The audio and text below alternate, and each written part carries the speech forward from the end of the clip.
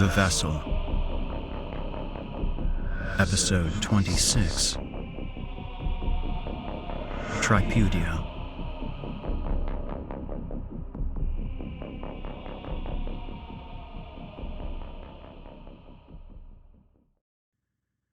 When she'd run screaming at Officer Hopes, just Hopes now, actually, he'd forfeited his position the moment he stabbed the ship's navigator, Captain Ashby had caught him by surprise. His crouched body slammed against the wall, his cheekbone shattering against Ashby's knee before he could react. His knife tumbled away. Still furious, she threw him to the ground next to Officer Pagani's body, showing him what he'd done. His hand dipped into the dead man's blood, anointing him with his own sins. She went after him again to drive his face into the floor, but he suddenly kicked out at her, catching her in the stomach. Ashby stumbled backward, most of the wind knocked out of her.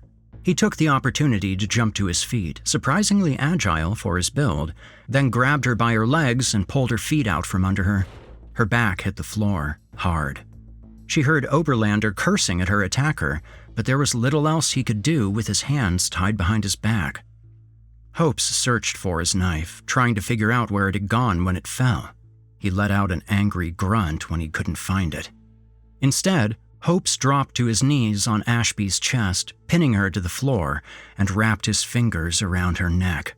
His hands slick with Pagani's still warm blood, he began to choke her, his eyes crazed, riddled with capillaries. The bridge, already dark, was going darker. Shadows closed in on Jennifer Ashby like water down a drain. Hope's head violently snapped to the left as if suddenly possessed. Through the haze of semi-consciousness, Ashby saw his eyes roll back. His body went limp, and he slumped off her, crumpling to the floor. It took a moment for Ashby to regain her focus. When she did, she saw Oberlander standing above her. Oberlander carefully helped her sit up when she was able. Somehow, her first officer had fumbled to his feet when she and Hopes weren't paying attention and, his hands still tied behind his back, kicked Hopes across his traitorous face.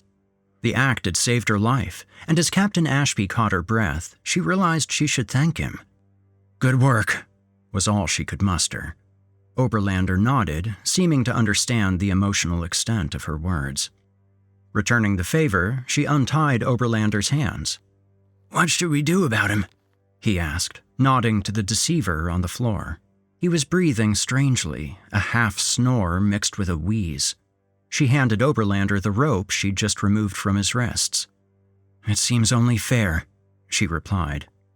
As Oberlander happily tied up Hopes, she made her way over to a length of wall she hadn't visited in a very long time, in particular, a panel roughly 3 feet off the floor. She slid the panel aside, exposing a grid of 9 identical metal tiles, and pressed them in the exact order as given to her by the former captain. On the final press, a section of wall to her right moved forward just enough to offer a peek at the darkness behind. Ashby placed her hand in the open section and pulled it forward. With one final click, the door opened for the first time in years. She stepped inside. Activating the personal light on her chest revealed the truth of the hidden room. The 4 walls of the armory were lined with guns of various sizes. Most of them were designed to avoid penetrating the hull, like the denial rifle, which she grabbed, as well as the twin gyres, what they used to refer to as ghost guns, which she also took. But a few at the back were somewhat more traditional firearms, hermetically sealed in plastic to keep the ammunition fresh. She left those alone for the time being, hoping it wouldn't come to that. Oberlander stood at the door, looking wide-eyed at the armory. "I didn't know," he said quietly. He had Hope's fallen knife in hand, and he had already cleaned Pagani's blood from the blade. "No one does, except me and J.B. Douglas," Ashby said. "And he's dead." "But why—" "Why keep it a secret?" She glanced back. "Because this was supposed to be a mission of peace." She handed Oberlander his own denial rifle, which he took hesitantly. "But peaceful doesn't mean stupid." She exited the armory and sealed it up. After briefly explaining the functions of the denial rifle to Oberlander, which he had only read about, she announced she was heading down into the ship. "I can't stop you," Oberlander said, implying he wished he could. She made her way to the elevator and began to work the manual release on the side of the door. "I need you to stay here and figure out why the lights went out. See if you can get them back up." "It shouldn't be too hard. Power didn't go completely, which makes me think someone shut them off manually." He paused, something heavy on his mind. "Captain," he said, "what in God's name was that thing? Did the Edenists do that?" Ashby stopped what she was doing. It was a good question, one she'd been avoiding. The monster in engineering had been disturbing, to say the least.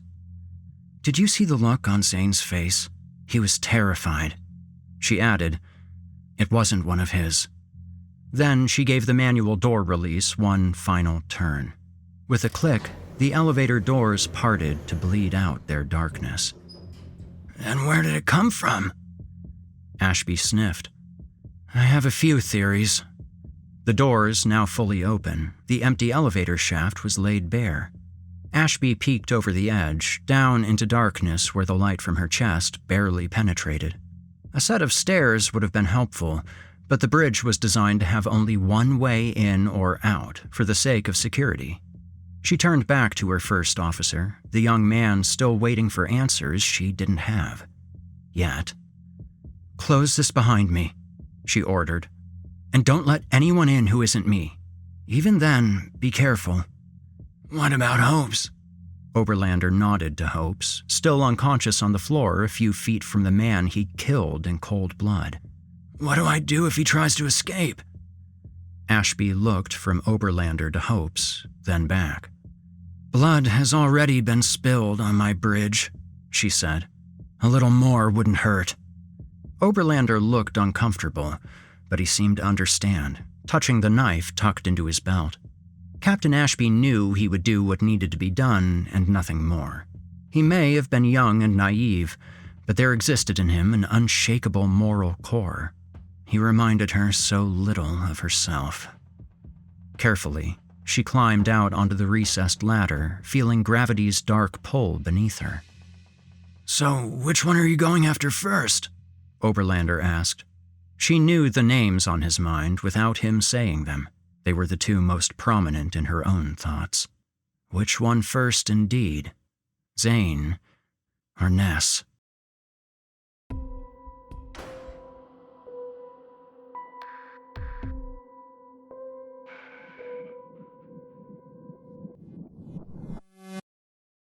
Like with most things, Dr. Hannigan had found reading about rapid decompression and experiencing it were two very different things. You could throw around words like ebulism, hypoxia, and hypocapnia all day if you wanted, but Sybil just felt like her intestines were being pulled out of her ass. The doctor's eyes swelled inside her skull, and her heart felt like it wanted to tear itself free of her body. And yet, despite it all, she knew she was lucky.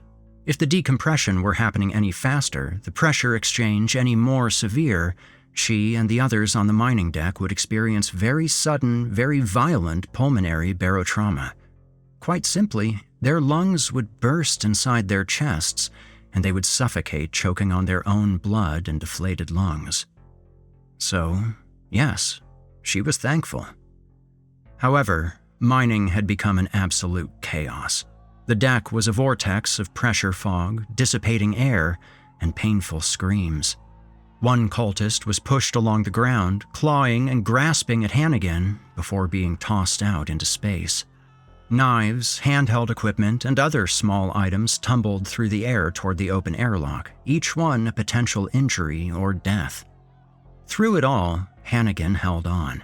With her arms locked, she squeezed tightly onto the connection hook of a loading rig, her legs tucked behind the control arm. Just as bad as the decompression, the Baptiste thing was still attacking any man or woman that got in its way. It roared slowly across the deck, the octopus-like suckers on its mangled feet keeping it firmly on the ground. What was left of Crick had flown screaming out into space, and the Baptiste thing had watched him go, letting out a high-pitched, almost sorrowful cry. Hannigan wondered if it was saddened to see the all-cleric go so soon, or if it was simply disappointed it hadn't gotten to finish murdering the man. Each reason was disturbing in its own right. Ignoring the voice inside her that screamed to keep her head down, to shut tight her swollen and tear-streaked eyes, Hannigan allowed herself a look at the airlock, hoping to catch sight of that prick Zane Nolan being pushed out into space along with his followers, those doomed men and women spilling out the airlock. And although the medical texts may not have done it justice, they did at least prepare her for what she saw there. 10 seconds. That's how long the cultists stayed conscious. 10 seconds before the lower pressure outside their bodies caused rapid deoxygenation of their blood. After that came the generalized convulsions and paralysis. After that came the water vapor forming inside their soft tissues and venous blood. She watched their unprotected bodies swell, knowing their heart rates and blood pressure would rise first before going into free fall, until the circulation of blood inside their bodies ceased altogether.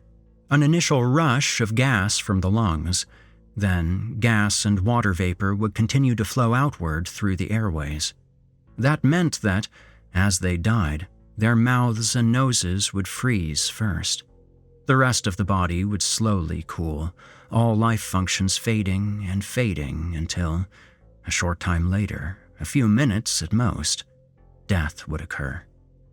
And so, as she watched the dying cultists dance, their convulsing bodies ringed by stars and their panicking eyes filling with hemorrhage, she nearly laughed with joy when she saw Erik DeSanto appear between the airlock doors. DeSanto and two others, one, the larger of them, she assumed was a mechanic on account of the tool attached to his arm, and the other she didn't have a clue, had barely cleared the doors when they were brought crashing down by the mining deck's struggling gravity. A roar, far too close. Still gripping the metal connection hook, Hannigan turned to see the last thing she wanted to see, a sight even worse than the dancing corpses outside. The Baptiste thing was not only coming closer by the second, it was coming directly for her. Although she didn't recognize the humanity behind its eyes, she understood too well the insanity she found there. For whatever reason, hatred or hunger or some ancient bloodlust extending back through the eons, it had set its focus on her. Back by the massive airlock doors, DeSanto had gotten to his feet and was struggling against the airflow using the suit's propellant. He was 20 feet out from her, if not more, yet he was close enough that she saw when his gaze shifted from her to the Baptiste thing, then back. Wordlessly, both from terror and diminishing air, she pleaded with him. She had nowhere to go, no way to save herself. DeSanto was her only hope, and DeSanto knew it. He knew she had no other way out of the tightening death trap, stuck between a rock and a cold place. And so, with only a second's thought, he made a gesture that said everything Dr. Hannigan needed to know, yet nothing she wanted to hear. He simply put his hand out. "You've got to be kidding," she whispered into the dying air. If he missed her hand, she would be flung out into space to bubble and convulse with the others, left with ebulism, hypoxia, and hypocapnia, left to go cold and die. And yet, it was getting harder and harder to breathe. The air grew thinner with each cubic foot of oxygen dumped into a void with no use for it. She knew he was right, and when her mind was made up, she tried very hard to let go, to will her fingers to loosen around the metal hook. But they wouldn't. With each second, the Baptiste thing was closer, and closer, and closer. Rows of rubbery suction cups attaching and detaching and attaching again toward her.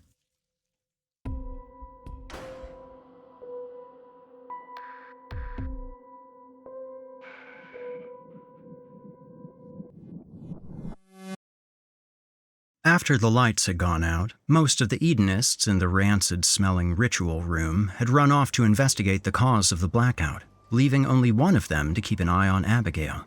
He was a younger man, no older than 19, and with a look on his smooth face that cried for the approval of his peers. The only thing a boy his age might value more than validation could easily be used against him, and Abigail wasn't opposed to exploiting that particular weakness. It just might take too long. Plus, the way her head was still pounding, she didn't feel much like seducing an idiot. Instead, she started to choke. Her hands still tied behind her, ass on the cold metal floor, Abigail began to gag and cough. Her feet flailed out in front of her as her coughs grew in intensity and violence. The young cultist took a few hesitant steps toward her.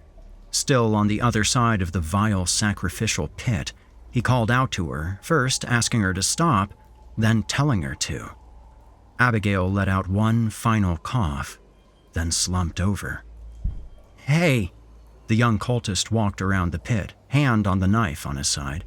"Hey, you okay?"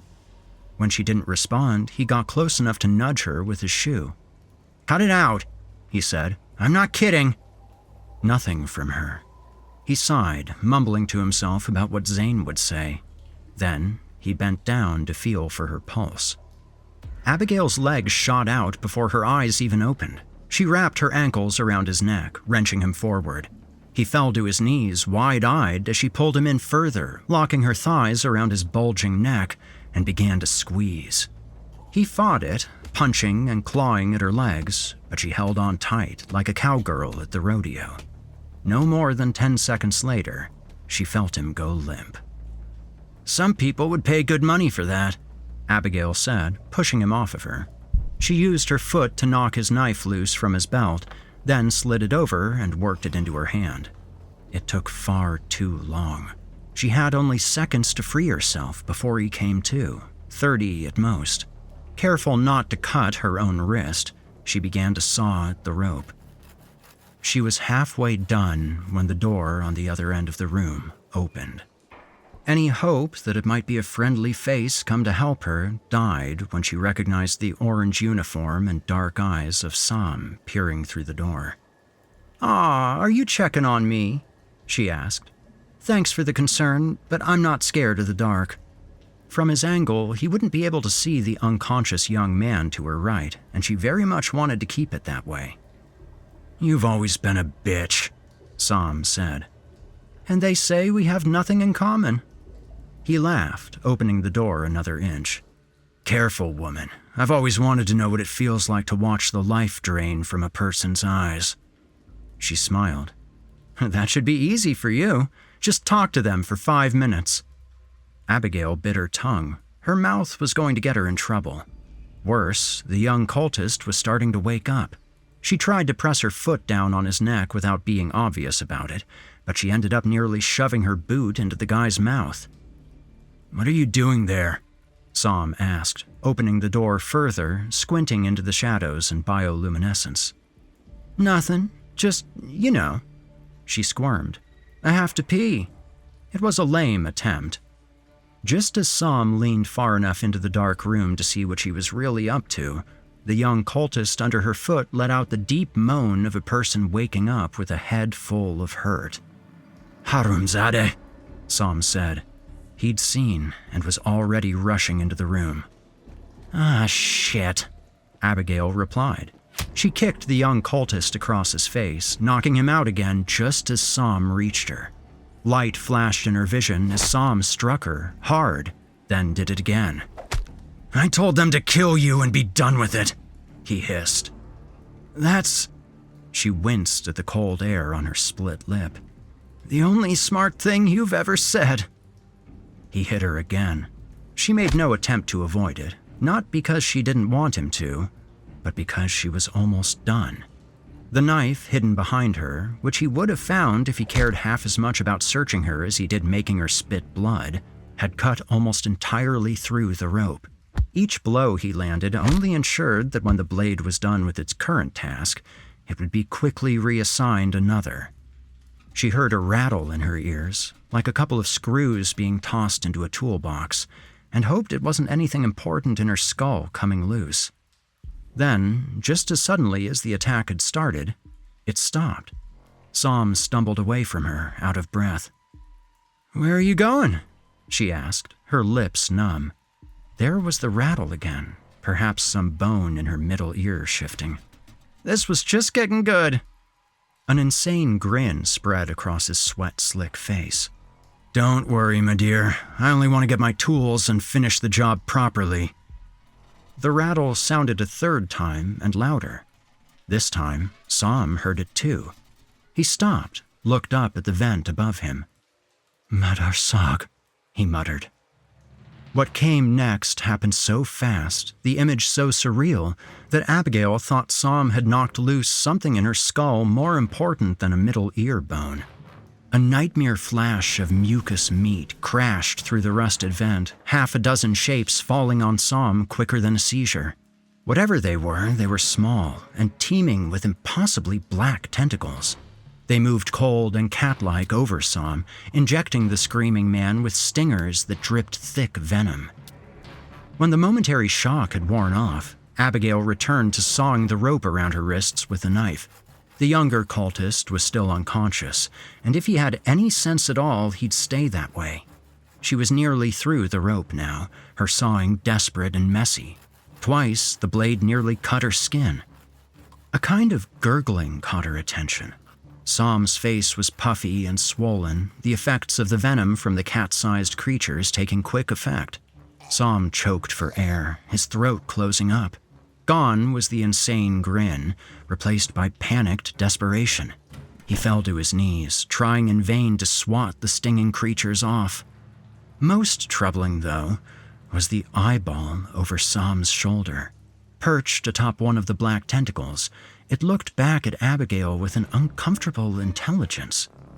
As the creature dismounted Sam and clicks slid around the vile piss and shit pit, its fingernails tapping on the metal floor with each placement of a hard-nailed tentacle, there was no doubt in Abigail's mind that she was the creature's target. The rope finally gave. Abigail pulled her hands free with a triumphant stretch, aiming the cultist blade at the 8-pound bag of veins crawling toward her. "Come get it, you little fucker!" she spit. Heavy footfalls entered the room from the far left, signaling the arrival of something big. Even the scraping cat creatures took notice, the one coming at her and the ones overpowering Sam, who was now laid out on the floor and quickly going over purple and blue. All of them stopped to turn their attention to the newcomer. 8 jointed legs held up its thick-shelled torso, a half-human, half-spider nightmare that opened its jaws wide to reveal the dark things inside.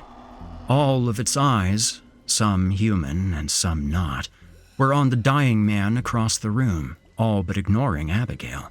She had never been more thankful for anything in her entire life.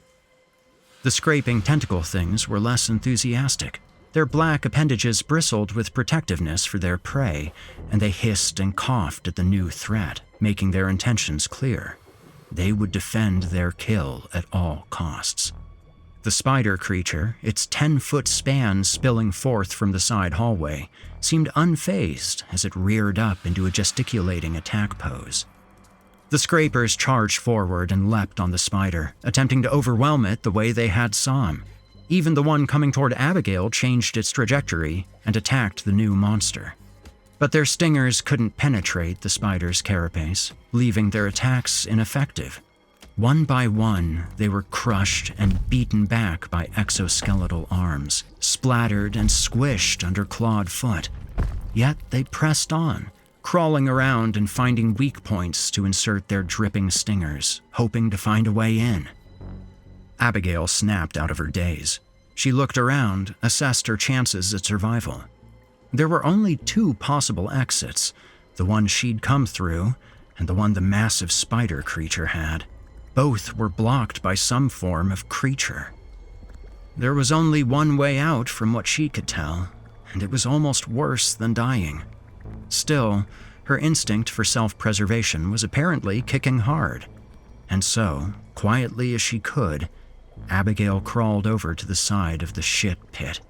She slipped into the hot pool of liquid death stink, sinking down into the rotten sludge until only her eyes weren't covered, eyes that stung and burned, praying it would be enough to hide her from the horrors happening just feet away.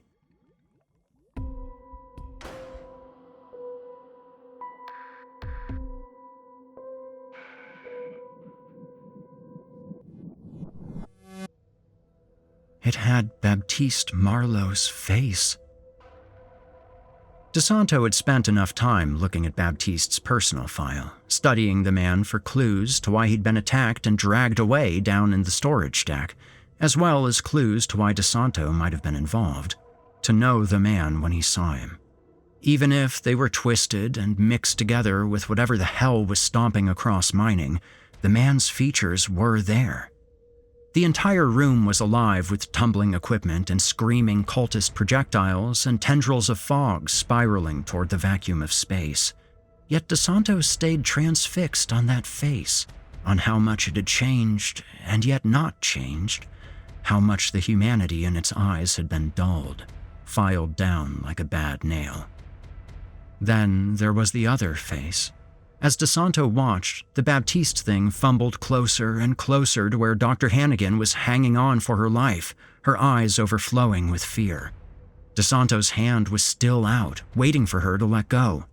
He knew by the way the loose tools were whipping past their heads that he was in the right place to catch her.